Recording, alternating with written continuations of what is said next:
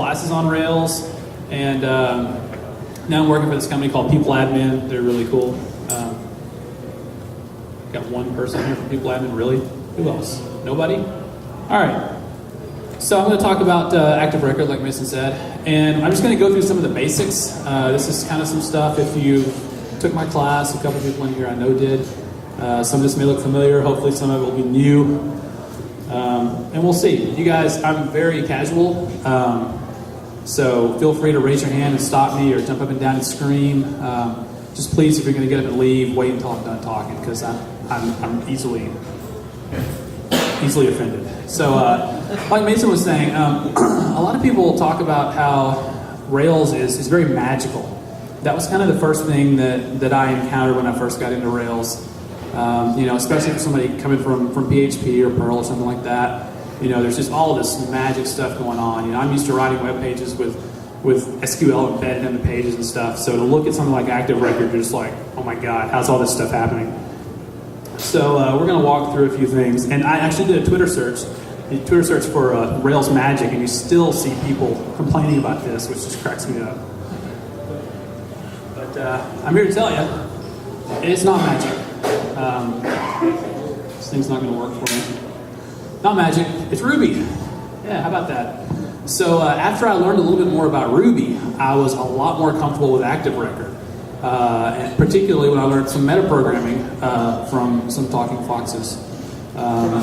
So yeah, you guys who are new to Ruby, you don't know what you missed out on with Wide Lucky stuff. So good times. Yeah, I kind of have a cold. I don't normally talk like this.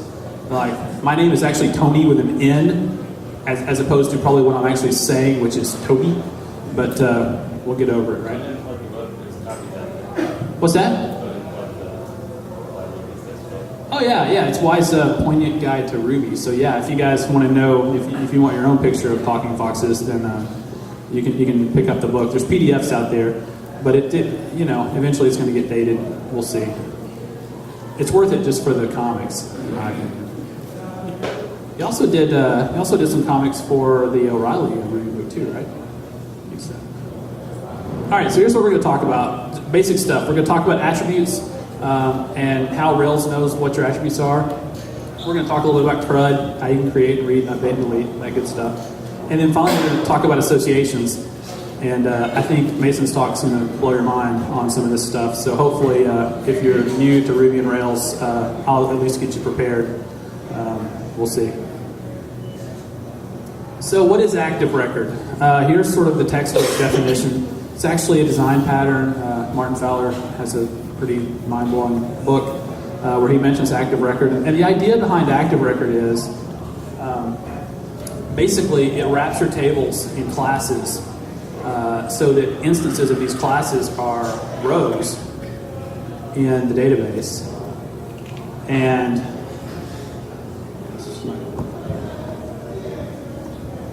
I think I was a preacher in the past life. I need to get up and walk. So, let's see.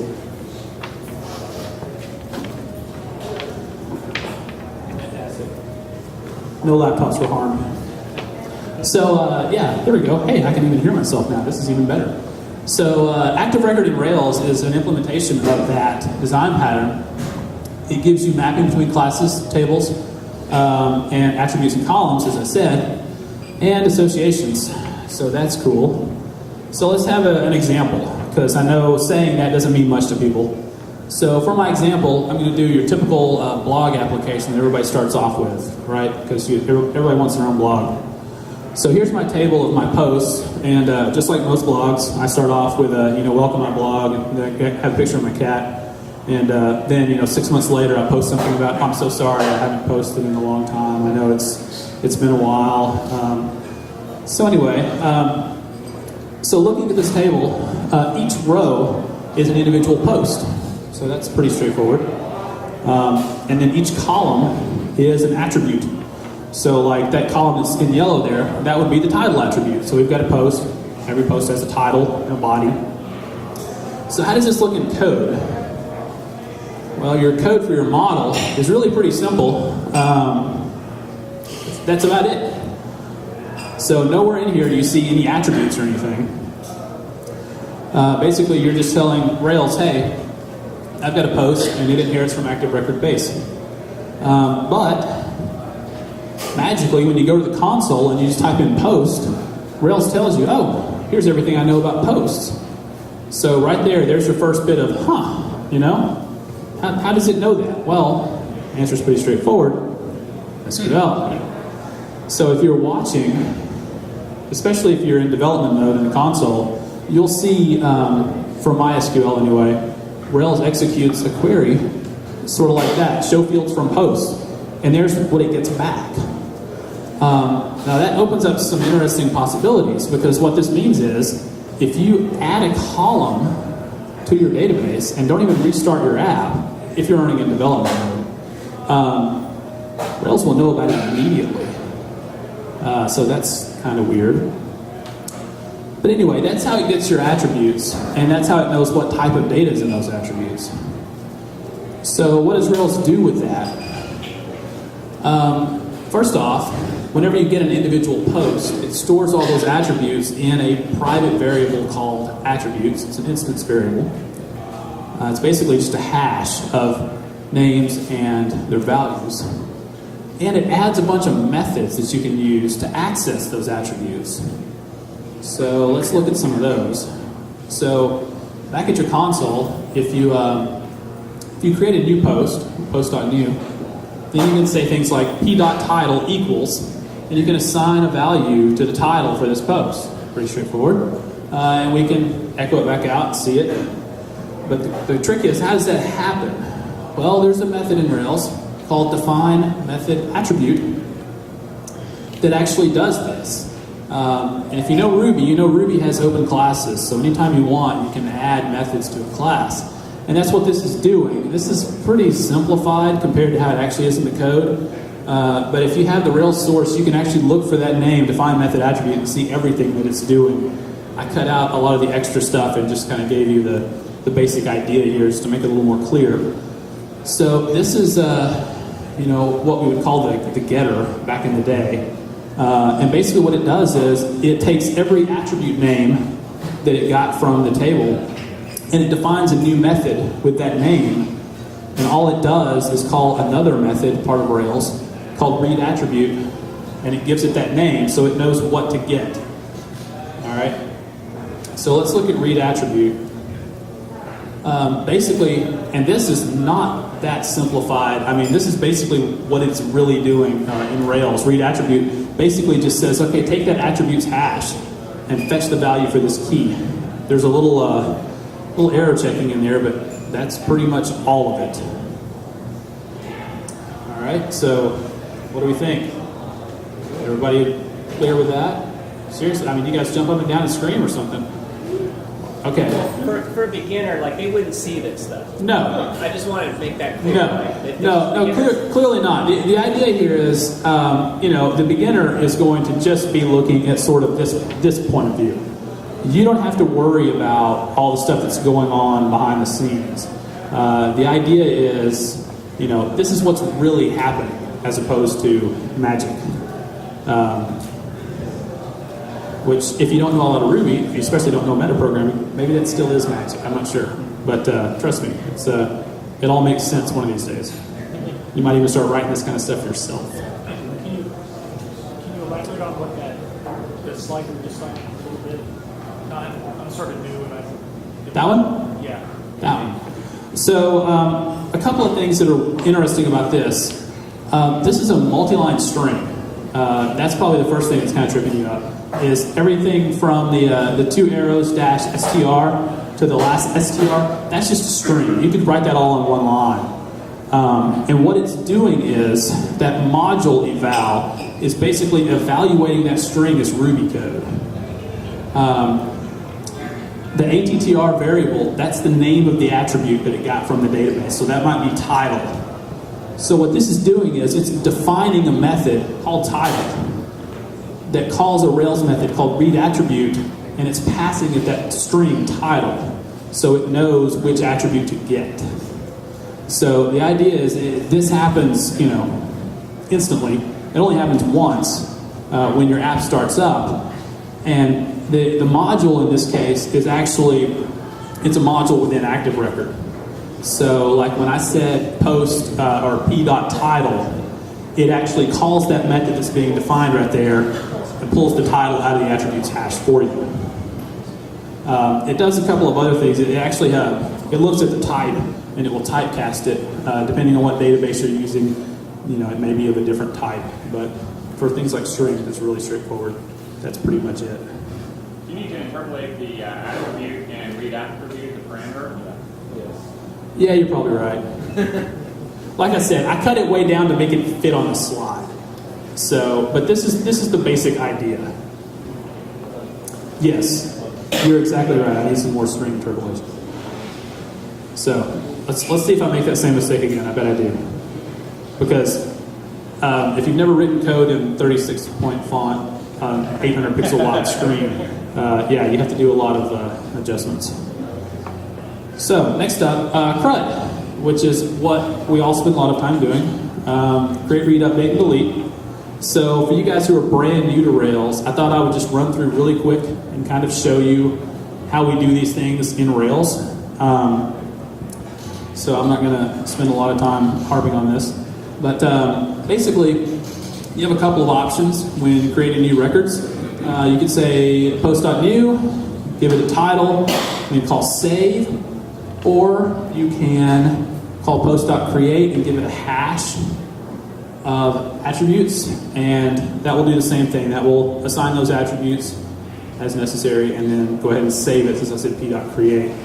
Not a lot of fantastic stuff going on there. Reading, basically the same way.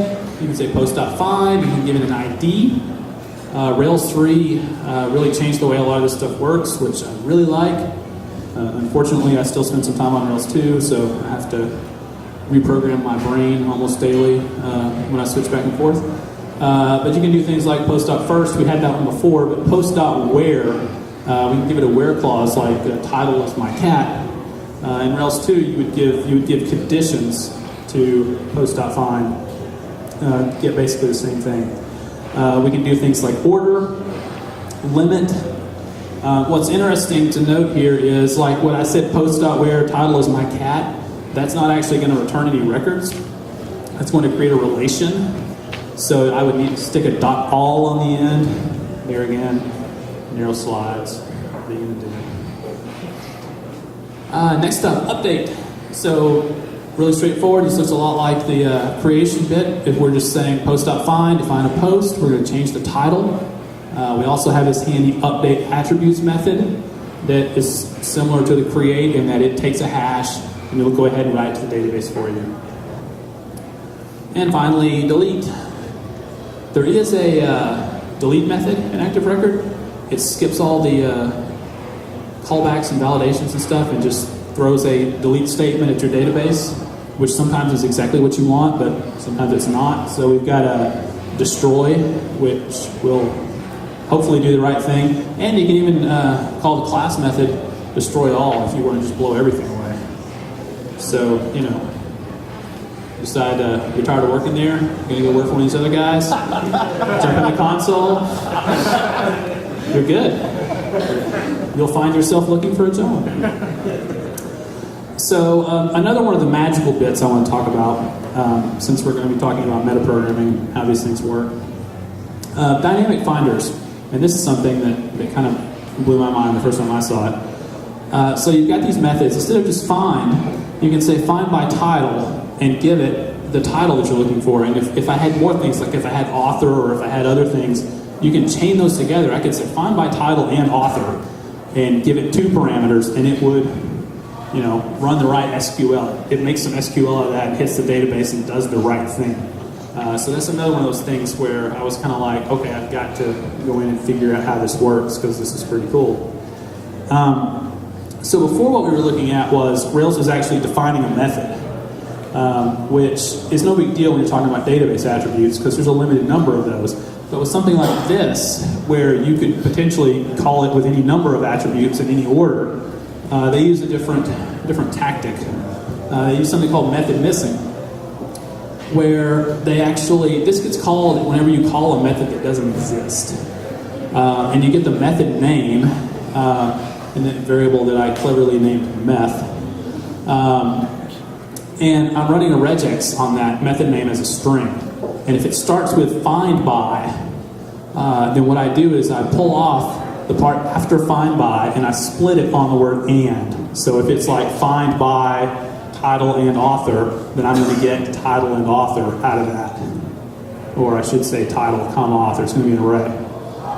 And then we call another method built into Rails, find by attributes. And I'm passing it this attributes array, and I'm passing it the args that we got. This next slide is the worst piece of code I will show you tonight.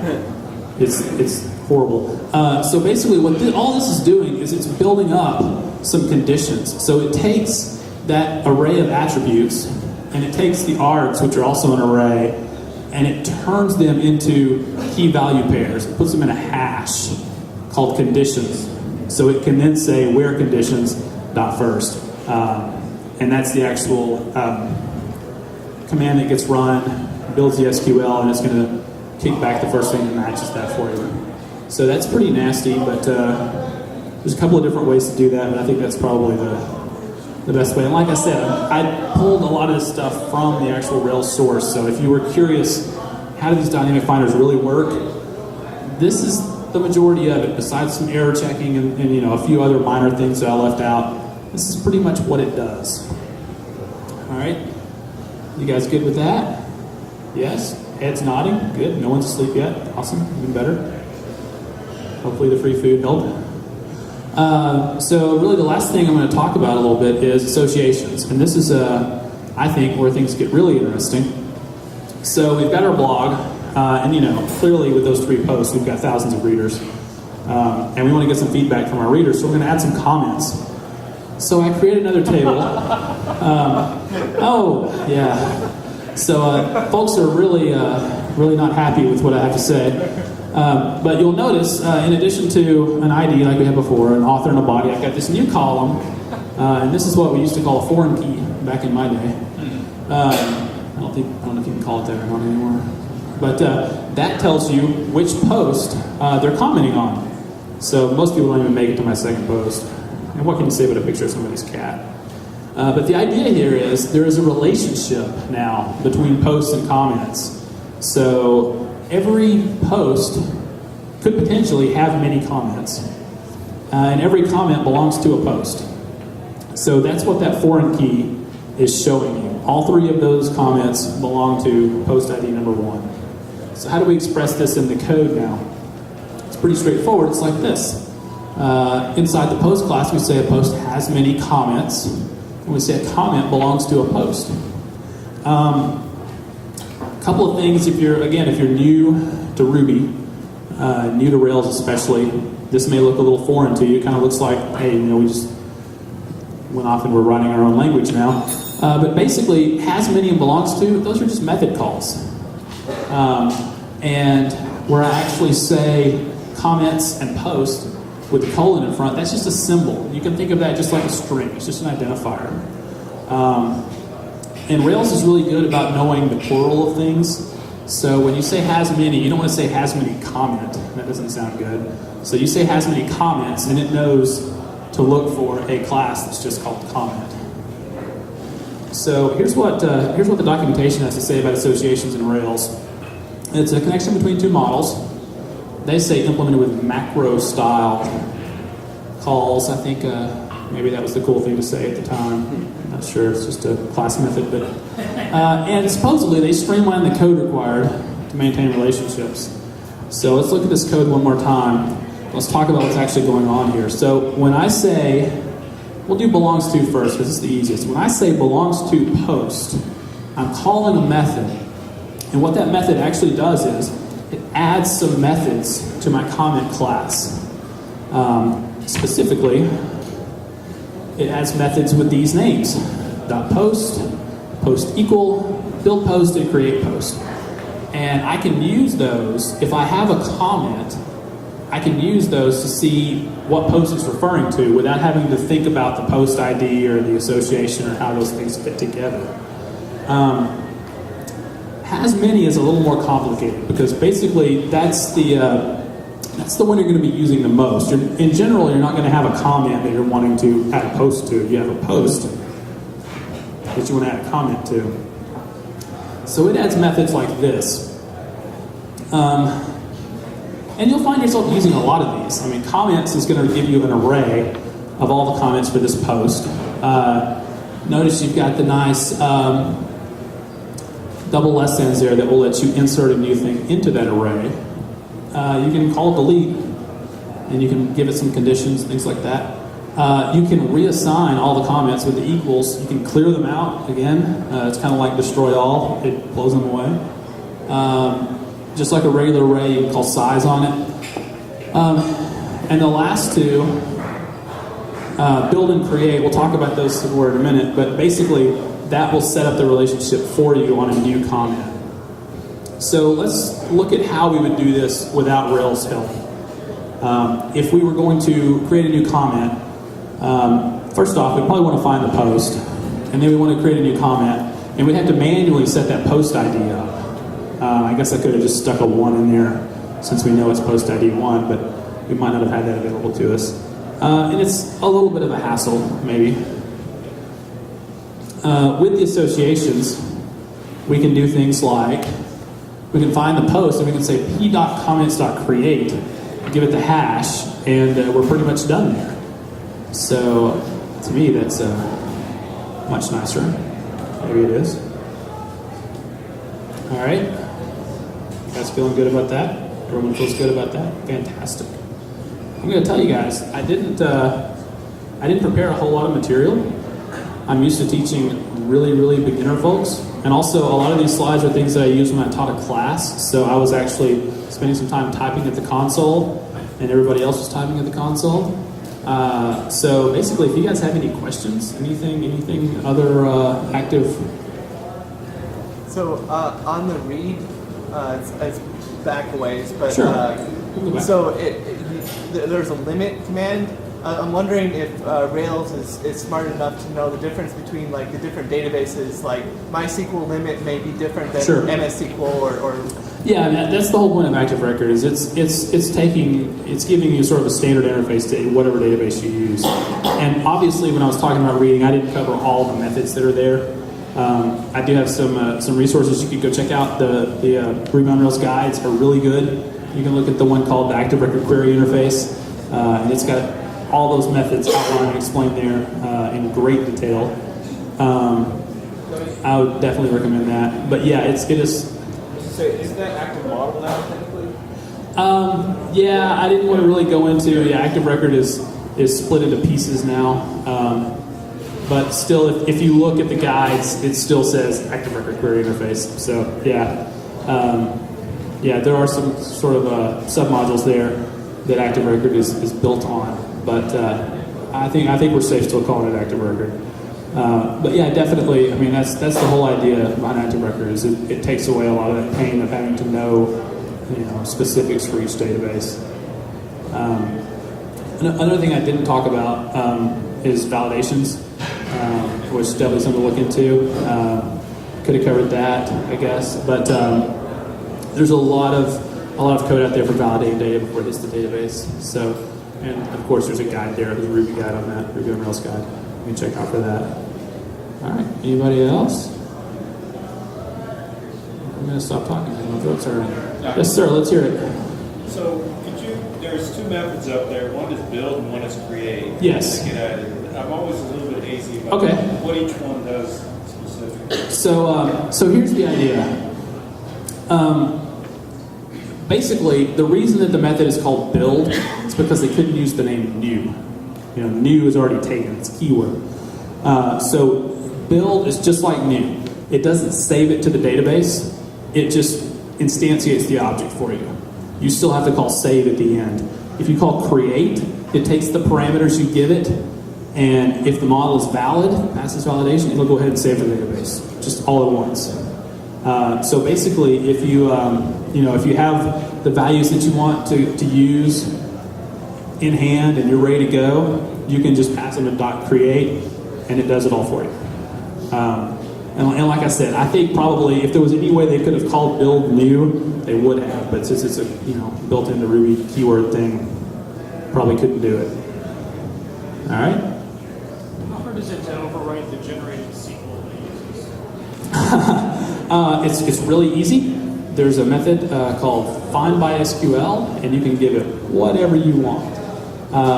Not sure I'd recommend that, but if you're more of a database guy than a programmer, then there are going to be some instances where you could probably do it better than they do. But definitely take a look at what Rails is giving you and what they're doing for you.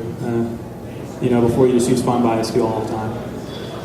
One thing to note on find by SQL, and yes, I have to make regular use of it, is that the columns that it brings back are filtered by the model columns. You can't just arbitrarily select within a model to do that. You have to fall back on the connection, and you deal with it earlier. Right. And I didn't. Another thing I didn't talk about that's also in that ActiveRecord query interface document is there's also a joins method and includes. So you can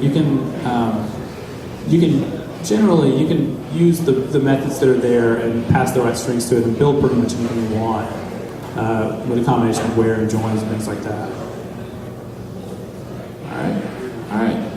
One question: is there any concept of unit of work in ActiveRecord, like where you want? You're going to multiple objects you're going to create, but if the second one fails, you want to kind of roll back. Yeah. You could definitely. I'm sure. I think you're talking about transactions, basically. Yeah. So yeah, definitely. ActiveRecord provides you with a transaction method that takes a block, and you can put all these calls inside of that transaction block, and then if one of them fails, the whole thing basically gets rolled back. So yeah, it's there. All right. Okay. Thanks, guys.